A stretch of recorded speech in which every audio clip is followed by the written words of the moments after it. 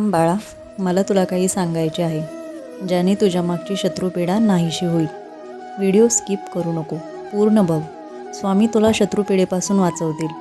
खूप वर्षापूर्वी कलियुगाचा प्रभाव वाढू लागला व धर्म कमी होऊ लागला. भरपूर लोक हे लोभ, मत्सर आणि अहंकारात अडकले होते. गरीब लोक खूप रडत होते आणि काही आजारी लोक खूप वेदना सहन करत होते आणि अनेकांना जीवनाचा मार्ग सापडत नव्हता.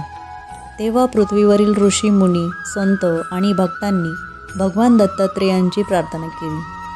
थांब बाळा, पुढे जाऊ नको. स्वामी तुला काही महत्त्वाचा संदेश देत आहेत.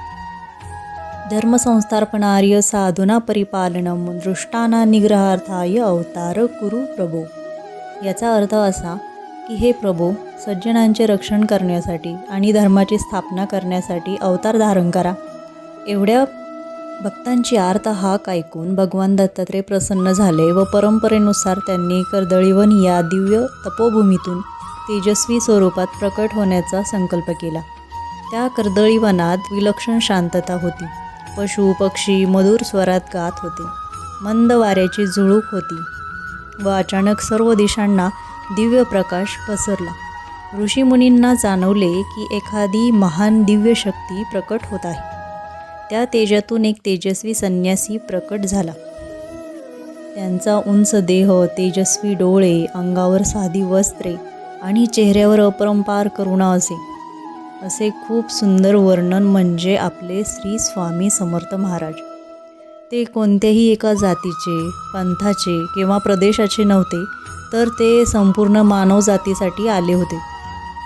श्री स्वामी समर्थ महाराजांनी भारतभर भ्रमण केले. ते कधी हिमालयात दिसत होते, कधी पहाडांमध्ये, तर कधी पवित्र तीर्थक्षेत्रांमध्ये, तर कधी एखाद्या छोट्या गावात दिसत होते.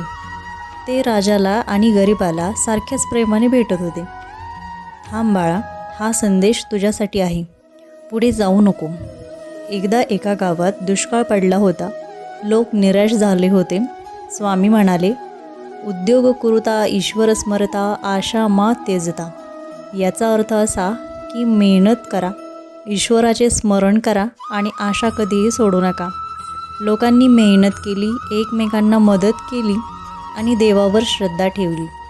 काही दिवसांनी भरपूर पाऊस पडला आणि गाव पुन्हा आनंदाने भरून गेले. नंतर स्वामी अक्कलकोट येथे स्थायिक झाले.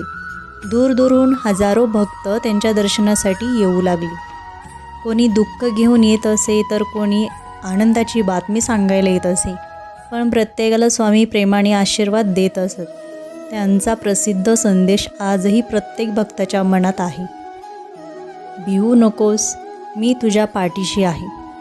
सर्वे भवन्तु सुखिनः, सर्वे सन्तु निरामया, सर्वे भद्राणि पश्यन्तु मा कश्चित् दुःख भाग भवेत.